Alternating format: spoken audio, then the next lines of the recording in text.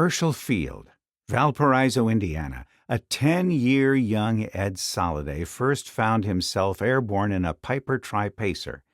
But it was while he was matriculating at Indiana University that an American Airlines captain offered to teach him to fly.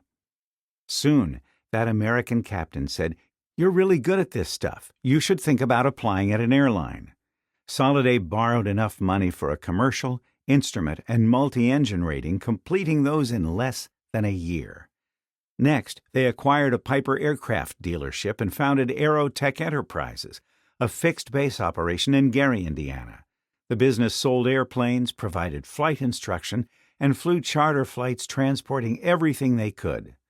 In the following months, Soliday grabbed every opportunity imaginable to build flying experience, ferrying new aircraft from the manufacturers and flying charter and air freight. By the time he left Aerotech, he had flown most of the Piper and Cessna inventory, and he wasn't even 21. United Airlines was hiring, and after several days of testing, he qualified as a first officer on the DC-6, being assigned as a flight engineer at O'Hare International Airport. 6 months later, he went to 727 flight engineer training. Vietnam was now a national priority, so having an aversion to snakes and a love of flying anything, Soliday enlisted in the Army Warrant Officer Helicopter Training Program, where he graduated as Candidate Class Battalion Commander. Completing Huey Cobra Gunship Transition School, Air Cavalry in the Republic of Vietnam became his new assignment. A Cobra pilot and a hunter-killer team, he quickly moved up to Cobra test pilot. Ed's tour over, he returned to flight duty as a United line pilot, but now having been awarded the Distinguished Flying Cross, 2 Bronze Stars, and the Purple Heart. Ed logged time in DC-6, DC-8, and everything Boeing.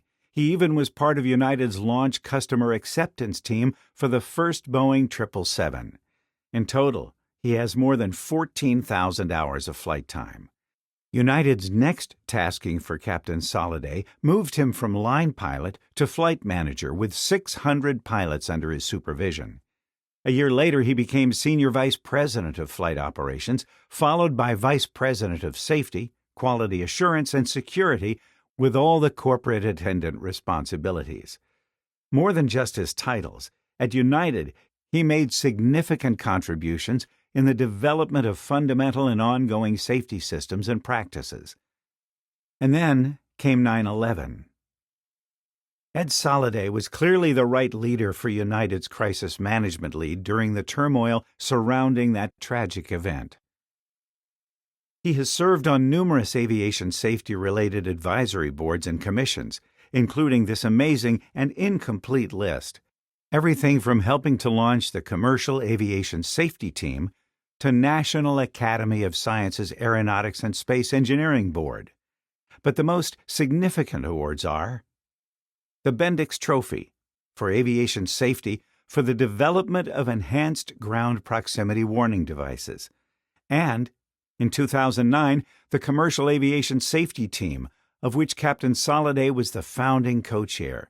He received the most prestigious award in aviation, the Collier Trophy, for reducing the commercial aviation fatal accident rate by 83% in 10 years, producing the longest period without a commercial aviation fatality in the history of the industry. Representative Soliday was elected to the Indiana House of Representatives in 2006 after retiring from United Airlines. He served as chairman of the House Roads and Transportation Committee from 2011 until moving to chair of the Utilities, Energy, and Transportation Committee. He also serves on the Roads and Transportation Committee, the Elections and Appropriations Committee, and the Governor's Security Council.